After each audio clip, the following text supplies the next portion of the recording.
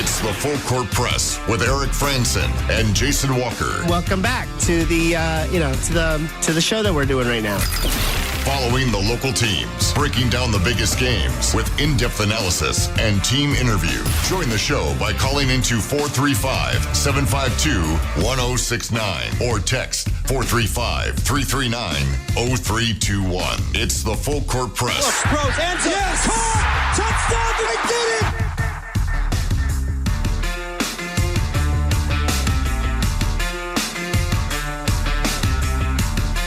Good afternoon, everybody. Welcome on in. It's another edition of the Full Court Press. Shortened edition. Today, we've got Utah Hockey Club finishing up their regular season. They're on the road tonight in St. Louis. Game starts at 6, which means pregame coverage with the Utah Hockey Club begins at 5:30 here on The Fan, your local home for Utah Hockey Club. We had a chance to visit with Tim Lacombe last hour, which was a lot of fun, talking about the Utah Jazz and their young players and their development. Also had a chance to hear from Mario Acatelli, offensive line coach for the Utah State Aggies. So if you missed any part of that show, just find the podcast on our website, 1069thefan.com, or on our mobile app, the 1069 The Fan mobile app. Or just wherever you subscribe to podcasts, search for my name, search for Jason's name, you'll find us. But it shortened the show this hour. But if you want to chime in the time that we do have together, feel free on the Young Power Sports of Logan text line, 435-339-0321, and try to get that in before 5:30, and we'll do our best to get it answered. 9315 actually did send in a few texts. I believe that the Full Court Press is going so well in what that the host and radio station are doing. They better just stay to 2 hours year round and possibly go 3 hours at certain times of the year. P.S. Pretty please make it happen. And you could have a segment called 30 Minutes of AJ to add to the show. Would be really fun. Excuse me, I mean the deflator, 30 minutes with the deflator. Kind of on that note, 6391 saying, when does the shortened summer schedule start? We're aiming for pretty soon. Yeah, it's probably going to be next week. Yeah, we've hit the time of the year where, I mean, there's always that awkward time of like we shorten it and then suddenly the shows are too short. And then there's a time where we, lengthen it back up in August. And it's like maybe it's too long for that time of year, but we make it work for a couple of weeks. Yeah, if there are things that happen that we believe that it requires more than our allotted time, we'll do a special pod. We'll do some things that we'll share out on our website, our podcast feed. Because there will be things that'll happen over the course of the remaining spring and into the summer. But we'll try to get as much of that in with the 1 hour that we have together live. Yeah, because ultimately with the local focus, like national shows, you can do stuff all year because there's always stuff happening. Things do calm down here locally. There's only so much Utah State basketball and football you can talk about when they aren't playing. Right. Yes. So that is coming.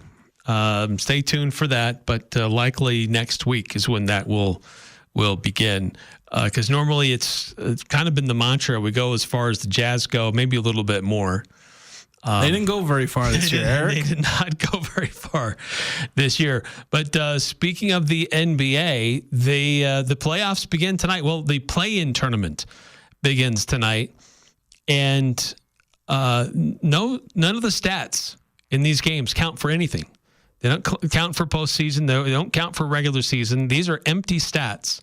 But they are very meaningful for teams to try to advance and get more opportunities to play. We've been doing this play-in tournament now for a few years. Do you like how it's worked out? Has it achieved its goal? Yeah, because I think the goal was, I think one of the goals was to try and prevent tanking a little bit, or at least that tanking of like maybe teams deliberately trying to get out of the playoffs. There's fewer teams tanking. Yeah, fewer teams. And I don't know if that's really worked, but I think adding a little bit of drama to the back end of the playoffs, where it's like, not only is it like giving teams at 9 and 10 a chance to suddenly earn their way into the playoffs, through a kind of semi-playoff format.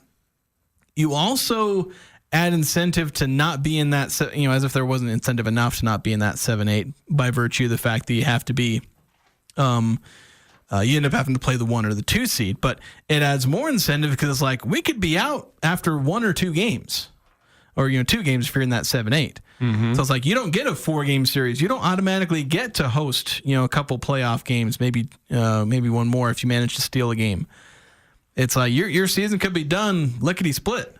And so I think it's added a little bit of drama there. I know there's the meme with Patrick Beverly running around like he just won the Super Bowl 6 times in a row and the lottery. Yeah. Where it's like his greatest career achievement is winning a playoff game so that the Timberwolves could be like the 7 or 8 seed.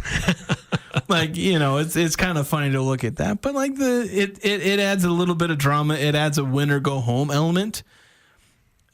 Which everyone likes. Everyone wants that win or go home. Everyone wants that Game 7 feeling, which the play-in kind of manufactures to a degree. Yeah, I think it serves multiple purposes. It also rewards teams for playing well for the season. Because if you're the number 1, if you were the best team in your conference or even the second best team in your conference, you had the advantage of sitting back and watching your next opponent run like crazy just to get the opportunity to play you. They have to play more games. They have to travel more times. And there is an advantage in that. Now, we've seen teams go through the play-in tournament and actually get on a rhythm and get on a little bit of a roll and do well in the first round. That does happen too. But I like that it gives a competitive advantage to the teams that did try hard all year round and did finish with the number 1 or the number 2 overall seed. Yeah. So it is nice to get that advantage because if you're the number 1 seed, you face a team that's played twice. And if you're the number 2 seed, you face a team that's played 1 extra game. So it's like a little more wear and tear for, both teams to face number 1 and number 2 seeds. So a little more incentive there. Yeah. So tonight in the play-in tournament, you got one matchup in the East, one matchup in the West. The Magic are hosting the Hawks, and then the Warriors are hosting the Grizzlies. Now, in the East, the Hawks, they don't have a winning record, and the Magic, they are 41-41.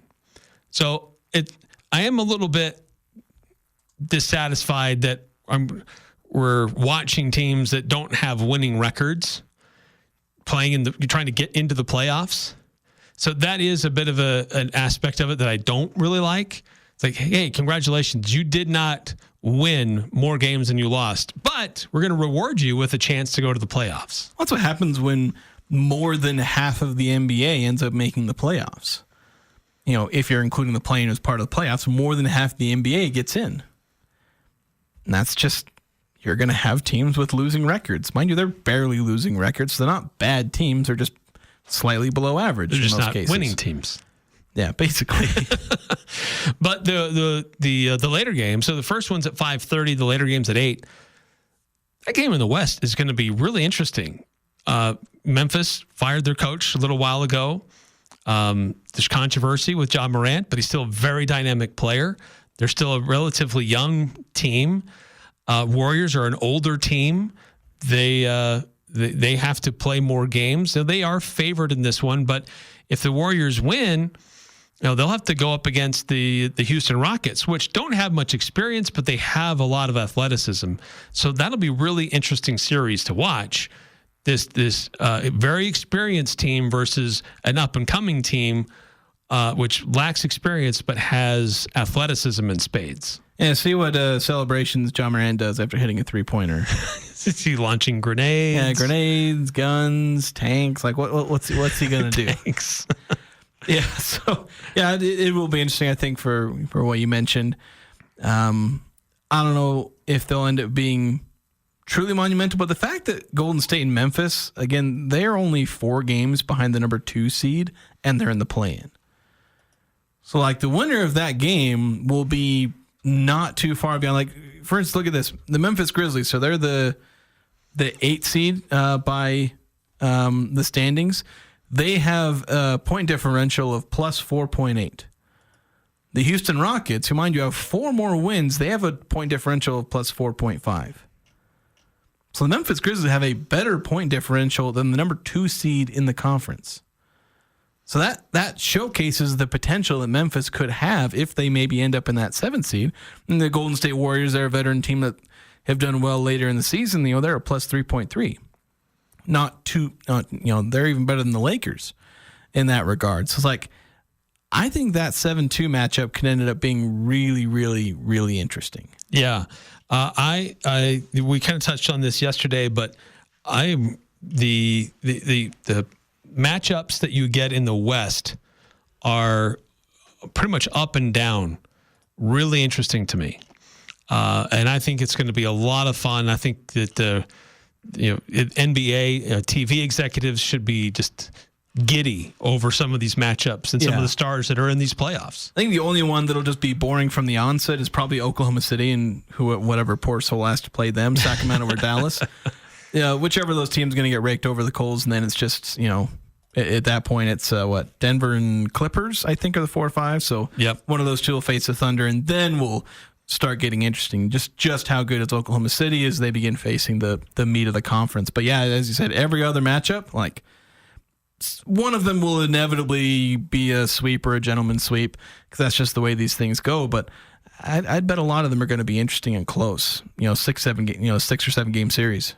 Yeah, in the East, Boston and Cleveland are just really, really good. They've got depth. They've got talent. But could it be one of these other teams like Indiana has had seasons where they've been very dynamic.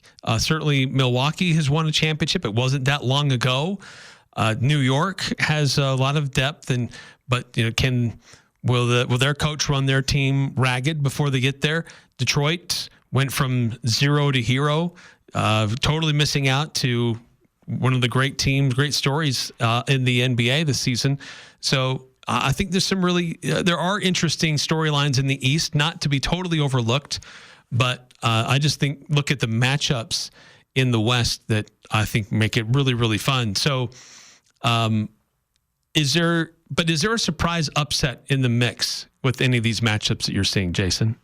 With the East, I could see any one of New York, Indiana, Milwaukee maybe making things interesting in the second round. I think I keyed in on the Pacers-Bucks as maybe they could pull off a surprise second round win. The winner of that series will play the Cleveland Cavaliers. Well, assuming the Cavaliers win their first round matchup.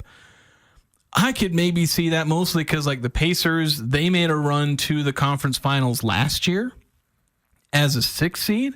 They beat the 2 seed Knicks to do so. So maybe they could pull off a bit of a surprise in the second round. Cleveland, they're not as experienced in the playoffs. Could they suffer that second round number 1 seed upset? We had one of those last year where the Thunder lost to the 5 seed Mavericks. They were the number 1 seed in that one, after sweeping their first round series. So could we see something? Tyrese Halliburton's, obviously an up and coming star. Giannis is, still Giannis. So maybe we could see something like that in the second round. Maybe the Knicks might have something in store. I don't know if the Pistons are going to have anything for the playoffs. They're a nice story, but I don't know if they'll have anything in store in terms of a playoff run. And then, I mentioned the Knicks. I just kind of don't have faith in them as a mover and shaker in the playoffs as they're currently constituted, but I can always be proven wrong there. They were pretty solid in the regular season. But last year they were a big playoff disappointment. I don't know if they'll be much better this year. They got a lot of new pieces, but I don't know if it's going to make a massive difference in the playoffs. But I'd kind of like to be proven wrong because I have kind of been secretly rooting for the Knicks these last few seasons, just because I like what they're trying to do, and they're kind of under the radar in a lot of senses. Which is weird to say given it's the New York Knicks. Maybe they talk about them all the time on the East Coast, and I just haven't paid attention. But I feel like they've, despite being in big markets, somehow get lost in the shuffle. Or I've just not been connected to NBA discourse. But I do like Cleveland and Boston to just kind of run the Eastern Conference, though. Barring an upset by Indiana or Milwaukee in the second round, we're probably mostly going to see chalk, at least from the 1-2 seeds. Who knows what can happen seeds 3 through 8, or 3 through 6, I guess. But I think Cleveland and Boston are just too good, and I feel like they're just destined for an Eastern Conference Finals pairing. And I think it's going to be a heck of a series once we get there. Yeah, for me, as much as I don't want to see it, I mean, I could see Golden State and Los Angeles into the semifinals. It'd be nice to see them kind of moved out early, but I could easily see Golden State winning their play-in game against Memphis and then beating Houston. That's going to be tough for them, but I think that their experience will eventually win out. And then it will be Golden State, and I could see LA beating Minnesota, and so then it's LA versus Golden State in the semifinals. Yeah, I know a lot of eyes would be on that, and I would almost be willing to predict that. Like, not just as a possibility, but I'd almost feel like that's an incredibly likely situation where the Rockets could just get overwhelmed by experience and, Steph Curry being one of the greatest players of all time. That could be very likely. And I think the Lakers are going to make a playoff run. I've got them going to the conference finals. Could be them or Golden State. But yeah, I think that side of the bracket's going to be interesting because you can see upsets. You're going to see veterans. You're going to see playoff, historic stars. And then I think they're going to be matched up with maybe the new generation, the Oklahoma City Thunder. Are they the new dynasty in town? They were a disappointment in last year's playoffs. Yeah. They're going to have a chip on their shoulder, and they are dang good this season. They're very good. Yeah. Very good. And to tell you a stat, and this is going to kind of preview who I've got being in the NBA Finals, but the Thunder, look at their net rating, their offensive rating over their defensive rating. They're a plus 12.7 in net rating, which is crazy. There's not a whole lot of teams that can have a double-digit net rating. When I looked at the NBA.com as far back as they let me go, which is 1996-97 season, there have been 5 teams, now 6 with OKC, that have had a double-digit net rating. 4 of those 5 made the NBA Finals. 3 of them were eventually champions. Wow. That's crazy. So as much as Oklahoma City was a playoff disappointment last year, and a lot of people are going to hold that over their heads. They are just like last year, their net rating was like half of what it is this year. It was like 7. They are just way better this year. And they got a guy in Shai Gilgeous-Alexander who may end up winning MVP. They are an elite team. There's always a world in which they can be upset. But again, we've only had one team out of the last 5 with double-digit net ratings that failed to make at least the NBA Finals. We got Dex coming in on the Young Power Sports of Logan text line 6391. Haven't teams in the play-in done decent in the playoffs in the past? I feel like the Lakers and Warriors specifically have gone fairly deep in the playoffs from the play-in. I think, didn't the Heat make the NBA Finals from the play-in? And I think the Lakers made the conference finals from the play-in? I think you're right. I think there have been a few cases where teams have just been able to turn it on at the right time. And while they didn't have a very good overall record, they were playing well at the end of the season and used that momentum to propel them into a postseason run. Yeah, I'd need to go look specifically, but that off the top of my head, I think a couple that have made an interesting run. But yeah, I'd need to double check that. But I'm pretty sure it's that we've had several that have made runs. Hey, actually, before we go any further, just got this note. Apparently, pretty bad accident on 10th West and 200 North by LW's gas station. It's really affecting southbound traffic on 10th West, and traffic is backed up all the way back to like the Costco area. So if you can avoid 10th West southbound, you're going to save yourself some time. So just be advised, we got that message sent to us, so we're passing that along.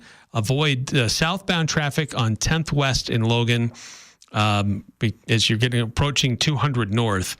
But apparently bad accident on 10th West, 200 North, and particularly affecting southbound traffic on 10th West.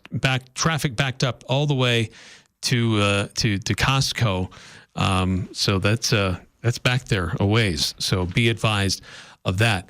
So yeah, the NBA playoffs, the play-in tournament gets underway tonight. We've got 2 games.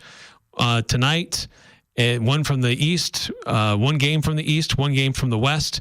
And then tomorrow night at 5:30, it'll be the Heat in Chicago to take on the Bulls at 5:30. And then the Dallas Mavericks will be in Sacramento to take on the Kings. And that Chicago-Miami game, Bulls only favored by 1.5. That's the closest spread of all the games on tap in the play-in tournament. Games tonight, both home teams favored by 6.5. And then when you get into to Wednesday, then you've got Chicago only by 1.5, but Sacramento by 4.5. So that's just be advised for what's going on for these games and what's on the docket. Yeah, looking forward to watching some of these games. Should be pretty exciting. So let's see. A couple other things. Just a couple minutes left here in the show because we've got Utah Hockey Club coming up at 5:30. Let's shift gears a little bit, Jason. Let's talk about what we normally do on a Tuesday. Let's get into the stat that blew our minds and our player of the week. Let's take a look at the numbers. It's the stat that blew our minds. He did what? On the Full Court Press. Wow, that blew my mind.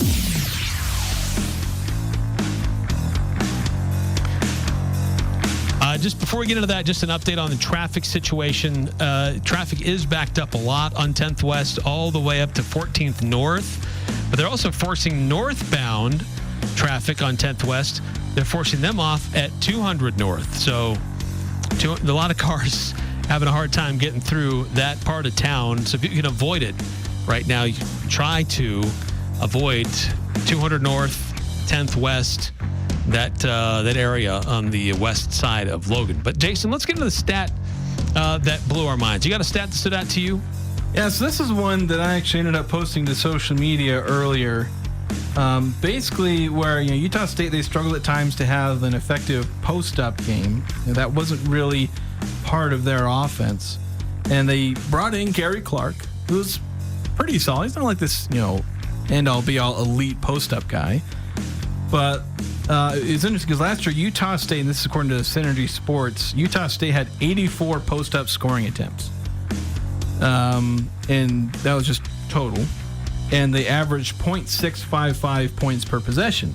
Well, Gary Clark by himself had 103 post-up scoring attempts, and he's averaging even 1 point per possession.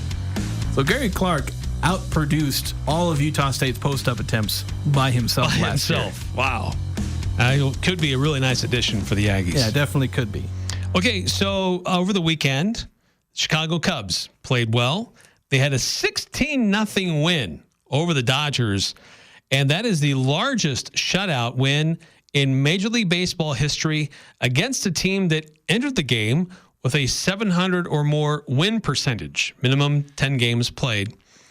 That was also the worst shutout loss for the Dodgers in franchise history in LA. Well, period. Also, the Cubs, they've won 4 series in a row, which is nice.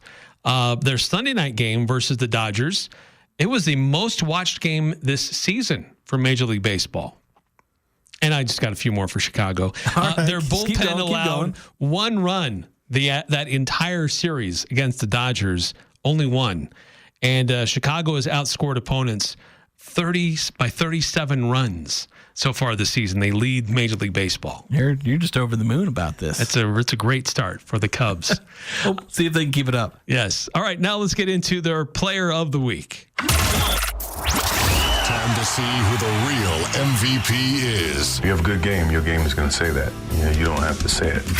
Puts a lot of cool things in perspective anytime you're the first time doing something. It's the Full Court Press Player of the Week. Let's go!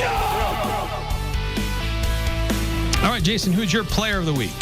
So I decided to go with Kyle Filipowski. Over the last 3 games of the season, averaged 20 points, 11 rebounds, 3 assists, 2 blocks. Included in that was his 30-point, 18-rebound game. Career highs in both of those. It was ultimately a win, which didn't hurt the Jazz in the end. They still got the top odds. So I'm going to hand that off to Kyle Filipowski. Good choice. Good choice. I'm also going to get to a Kyle. I'm going to get to Kyle Tucker. 23 hits, 19 runs, 18 RBI, 15 walks through his first 18 games with the Chicago Cubs. No other Major League Baseball player all time has reached those marks through 18 games with a single franchise. So great start. He had a big role to play in Chicago's great weekend with the Dodgers. There you go. Yes. Just a reminder, traffic is really struggling on 200 North and on 10th West in both directions. If you can avoid 10th West, that would be a good thing. Otherwise, you're going to be stuck for a while.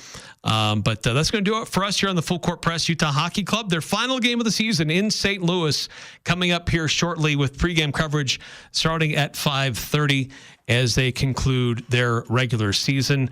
And then it's into the postseason for Utah Hockey Club as well. No, not Hockey Club. It's not postseason, just after the season. After the season. Yeah, that's true. That's going to do it for us tonight. Thanks so much for tuning in. We'll be back at it again tomorrow. You're on the Full Court Press.